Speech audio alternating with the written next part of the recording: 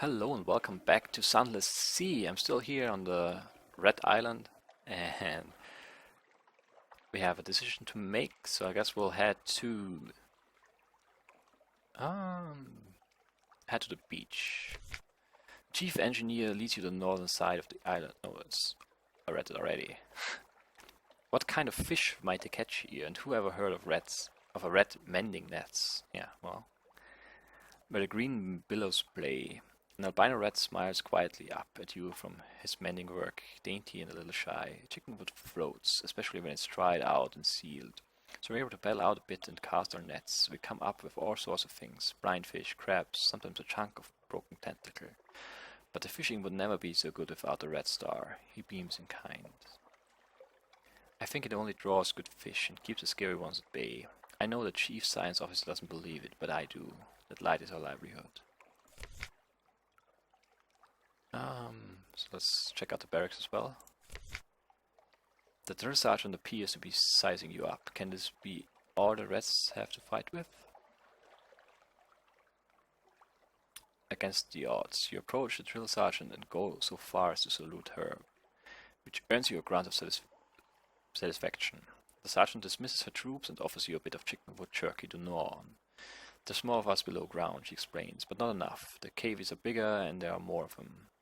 We're better with weapons, but haven't got the stuff to make them, which most of us came with. Most of us came here as stowaways and brought nothing but food, tools, and the fur on our backs. We can fish, and we nibble the chicken woods, but you can't make guns out of trees. The caves came with their own steam and seem to have endless supplies. We raid them sometimes, but there are so few of us, and we can never hold on to territory gained for long. But that's of no consequence. All we want is to be left in peace to build a republic. And the Red Star, she adds, thoughtfully after a moment. Of course we want that too. Guess we'll check out the Red Star as well.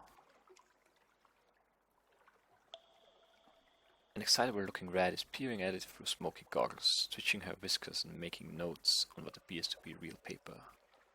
It's not a star, of course, not really, but try explaining that to the others. The chief engineer doesn't want me working too hard to convince them, says this is better for morale. But just look at it, look! She offers you her goggles. You manage to work them over just enough of one of your eyes to see the truth of what's in the bowl. It's skinty-black, but unlike any you've seen before, blue as a sapphire, but more brilliant. Something about the clarity of its color is tremendously soothing. The chief science officer titters with pleasure as you hand her goggles back. Those of us who have been to the heavy side of the island and live to tell of it say there's plenty of glow there, plenty of bright in the water all around, but nothing like this. We took this from the island center, Mount Ararat. Only it's not a mountain, of course, any more than this is a star. It's hollow. There's sweet water inside and coral crawling all up the walls of it, but nothing that glows, save this. It's ours now, and no one can take it from us. Okay, then we wait for the War Council. You've done all the exploring you want, time to take action. The chief engineer emerges from underground with a motley assortment of other rats. He introduces them as weapons experts, strategists, and field commanders. So you're going to help us beat the cavies, he says, a hard edge to his voice, but how exactly? Okay, so we can offer assistance with strategy, engineer the distraction to enable the rats to raid the cavies ship for supplies, we have a 40% chance of success, which isn't horrible, I guess. Offer to attack the caves yourself. You have a ship, you have cannons, you steer her to the southern side of the island and have those anachronistic animals, which only has a 20% chance of success. Or I can give them some supplies. 2. We'll offer assistance. I'll offer assistance with strategy and hope that this works out. A questing beast. You dress up one of your sailors in a mess of shabby cloths smeared with bristles honey, and instruct him to roll around in the black earth of the island. Soon you have a glorious mud monster to send rushing through the chicken woods toward the cavies. The distraction works perfectly. The cavies divert their force towards your makeshift beast, leaving the rats with very little opposition as they successfully plunder their grounded ship. They return triumphant, as does your sailor, laughing. Having led the Cavis a merry chase, within a few hours the Red's diligence has resulted in the building of a remarkable cache of weapons with which they successfully rout their enemy.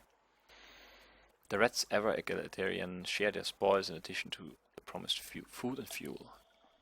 Okay, so we gained a heart from that, which is nice. A red in the making quality is now 5. It's not bad.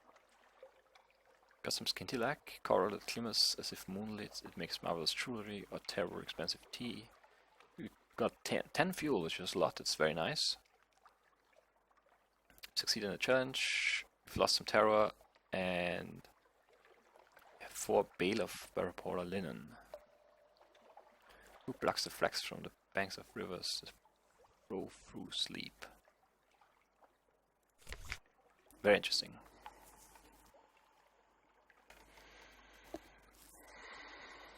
Okay. What next? We can invite a red to Faber on board with us. What's a ship without a few reds? We can intercede on behalf of the Cavis. They've been defeated and you can tell they've been ailing without the light of the Red Star. Perhaps they've suffered enough. No. You can steal the Red Star. Perhaps you think you deserve it as your due. Perhaps it was what you wanted all along. In either case, it should be an easy enough matter to snatch it from under the Red's noses while they're busy herding their prisoners. You could just take it, 100% chance of success. It's tempting. Very tempting. You know, yes, I think this character, you know, being a street urchin and all of that, I think that's what he would do, and that's what we're going to do.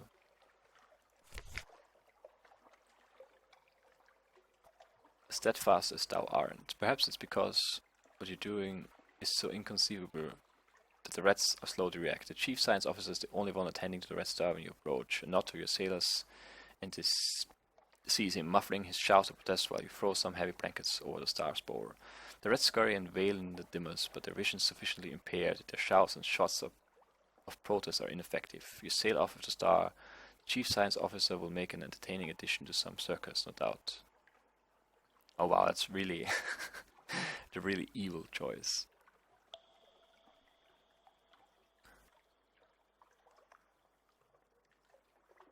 Interesting.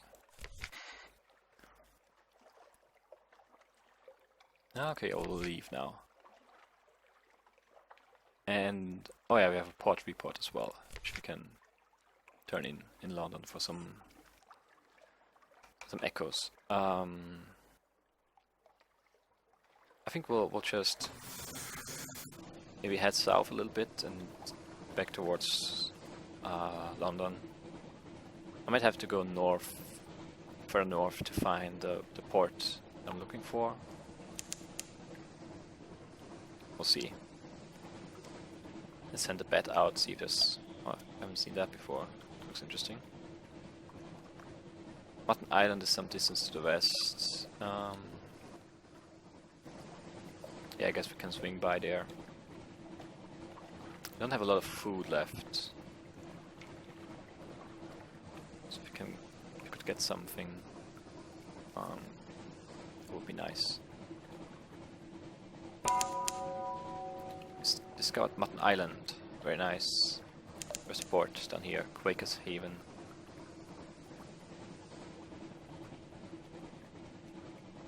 So I guess we'll check this out and then either head back to London directly, or I don't know. Also fight this crab thing for food maybe. Once this simple fishing village was part of the London suburbs, before London fell and the waters rushed in. Smoke spirals from cottage chimneys. A lonely hill rises behind town. There's only one public house on the island. The Cock and Magpie is famed for its local cider and of course the seafood. Which would take all our money, so let's not. Pick up a wretched mog. Mrow, mrow. A yellow-eyed, mangy, pie-bored thing winds around your ankles like a manacle chain. I've never seen a cat's mouth open that wide. Presumably it's hungry. So you could... Well, it would cost us all our food, so I can't afford that. We'll keep the comatose ferret as a mascot for now. Explore the shore. Wander a little way along the shore from the dock. Or a midnight ceremony. A warm night on Mutton Island, a balmy wind blows from the east, rich with promise. There are torches bobbing up the hill. Whatever's happening is for locals only, but you could follow them. 60% chance of success. Or we could visit the hilltop above down. 75% chance of success. And yeah, we have only, that's unlocked because we had something awaits you, which is the lamp right here. Get it after a while out on the sea. So we can only choose one of these three.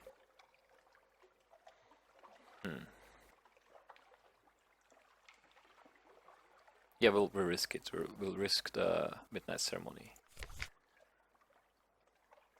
You don't know the cliff paths like the locals do, and you have to climb more than walk. Your skin is sheened with sweat by the time you reach the top. They've started without you. How rude. An elderly fellow wears a feathered headdress and not much else. He seems to be leading the ceremony. One assistant holds an ear of corn. Where did you find that down here? Another a stone jug. Another a clay tablet. The elderly priest addresses them all to his congregation. You catch snatches of it. The drowned man is not a god. The villagers hiss a reply. He came from the north, and to the north he will return. Another reply. The north is too cold for gods. Too cold for gods, they intone delightedly.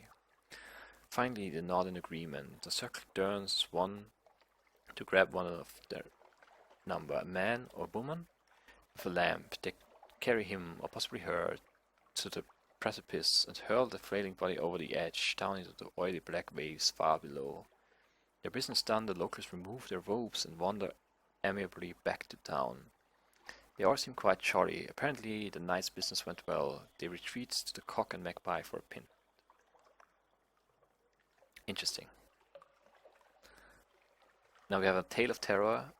We got some terror as well. It's not a very pleasant thing to witness, I guess.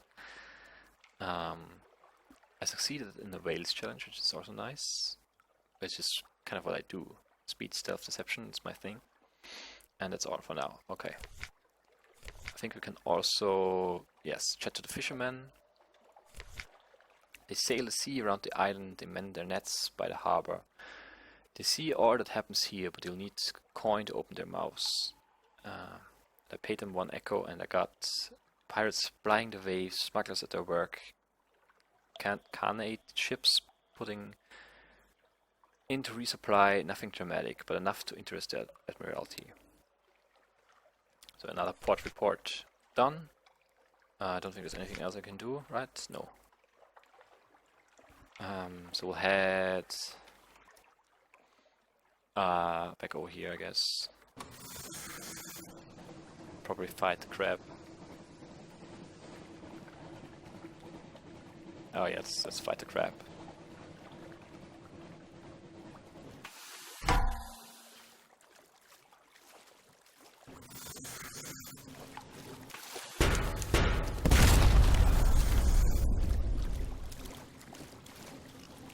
I think it helps to keep the target in the light, and then the gun down here, the deck weapon, just loads, I guess, and then you can shoot it early, but then it increases the chances of missing. So, yep. Could dissect for knowledge or butcher it for supplies. I guess we'll go for supplies this time, just to make sure I don't run into any issues there. The crew will feast. The glowing flesh is unstable, it crisps and withers as the glow fades, so eat while it's fresh. We just lost our hunger there. Couldn't really like make supplies out of it, whatever. That's good enough. So let's try, maybe see if there's anything else down here. Send the bat out.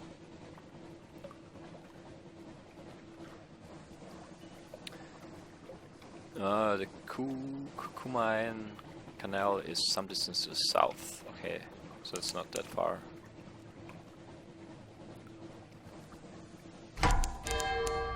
Another like grabbing Aurora Megalops.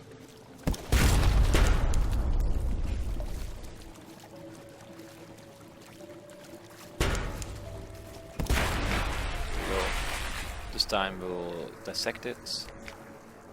We had to work with your knives and acids. It's an undistinguished adolescent specimen, a megalops of one of the deep sea crab species, but its eyes, normally vestigial in these troglodytic beasts, are large and rather beautiful. The golden glow is almost gone now, although sparks leap now and then to your knife. Okay. Where do I go now?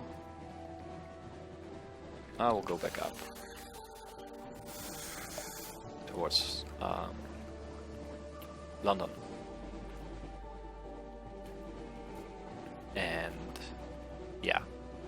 I assume that the port that I sent me to, you can hand in port reports for all the ports basically, but they don't pay very well. They pay more for strategic information, and that's you get that by going to the port they sent you to. Many crabs, yeah, I haven't seen that many before. Let's see.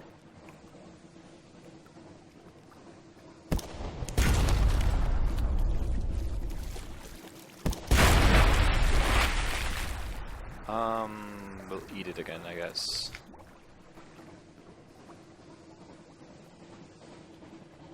There's the other crab following. I don't really care.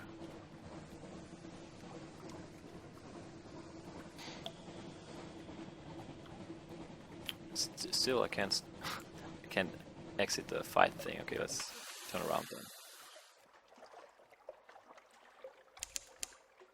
Oh, it's submerged.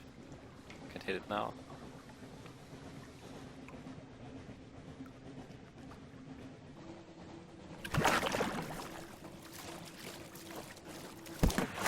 I missed. Should have waited. I guess it's not great going. This fight here. Okay, let's.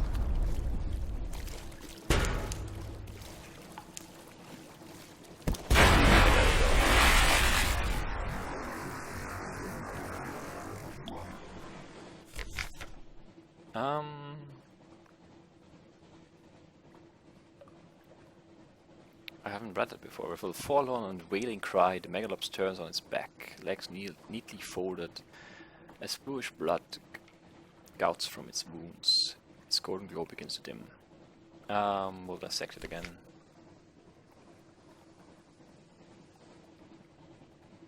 You haul it aboard and set to work with your knives and acids, and it flops unexpectedly into life. Sailors rush to your aid with guns and boarding pikes.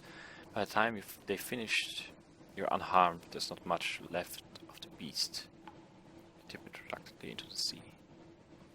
Okay. First time I failed that. Okay.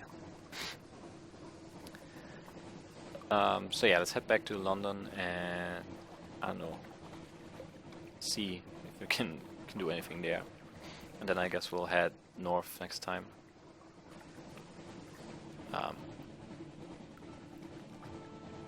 There's a few things north that I'm interested in, I guess.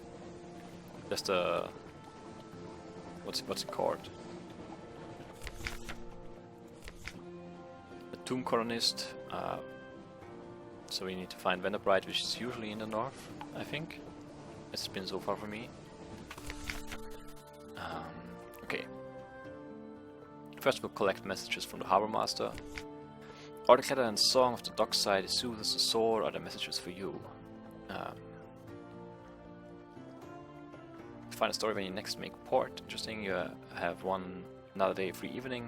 Something has changed underneath. Someone wants to sign on. Okay, there's not a lot going on. We'll read the papers.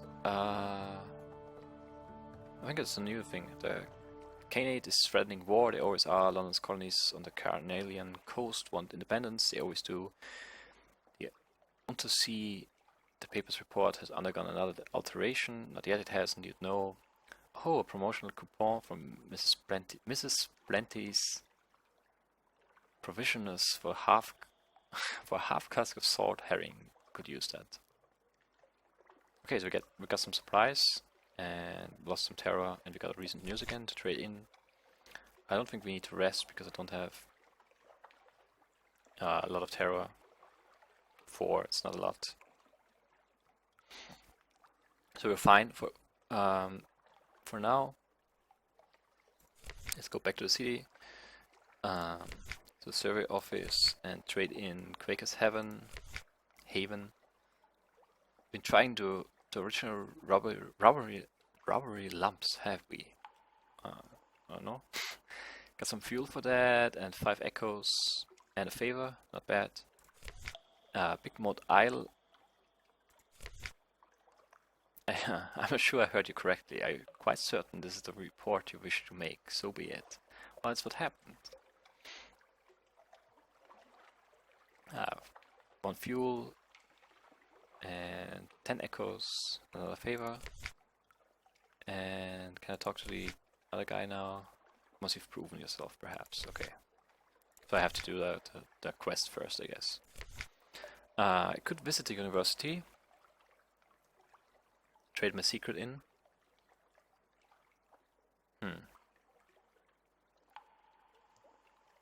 Could hire on more crew. Let's check the recruit first. Someone wanted to sign on.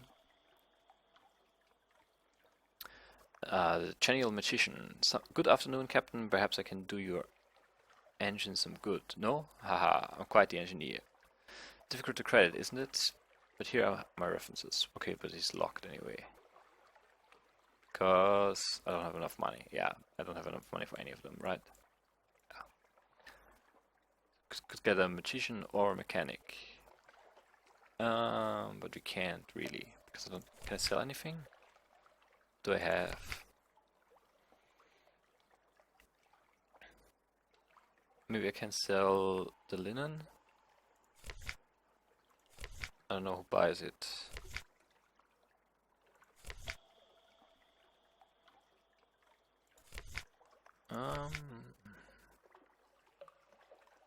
Oh, it sells for 60. I should probably sell that, yeah. Need the money for sure. Let me buy some supplies. And maybe some fuel as well, just to make sure. And let's go back to London, I guess, and...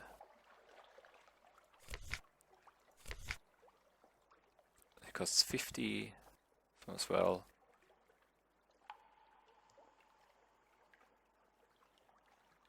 So I can edit. Afternoon, ready to offer my services. I'm an engineer, finest you'll ever hire. Treat engine like my own children. Not that I have children. Too busy, usually busy. So the magician is also an engineer? No. What? That makes sense, right?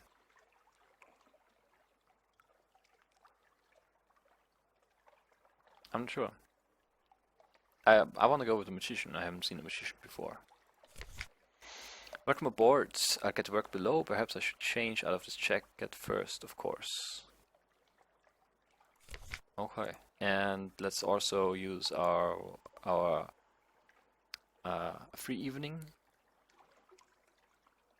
And yeah, let's carouse the Hoofstek docks and see what happens. A good night out. Sea shanty is good companionship and the warmth of a pub fire. So I got some recent news. I lost some money, lost some terror. That was fortunate. Okay. So I think that's it. Like, we could go to the university, but I don't really want to at this point. Okay, so Wales +6, mirrors +3, hearts -1. So I lose some.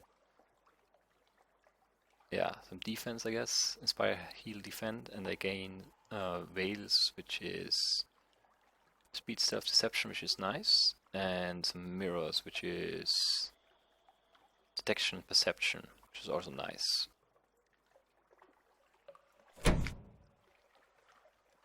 Yeah, that's pretty good, I think. We'll speak to him as well.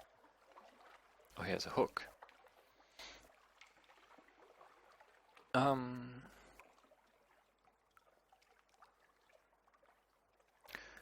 So I can ask him bluntly about the hook.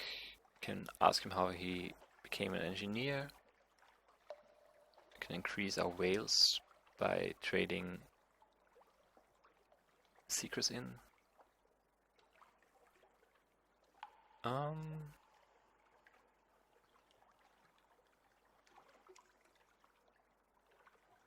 Okay, I can proposition him as well. I don't want to offend him, which asking about the hook might. So we'll ask him how he became an engineer.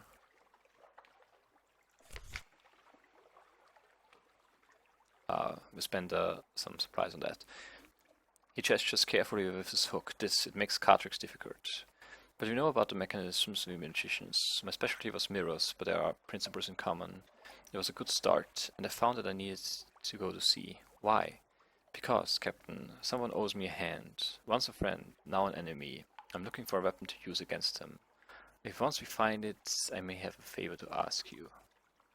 Find a serpent image to continue the Channel magician's story. They can often be found in Irem, and rarely in Vanderbight and other places. Okay. So I guess this is a good spot to end off the episode, since we're in London anyway. I hope you guys enjoyed, and I will see you next time. Bye bye.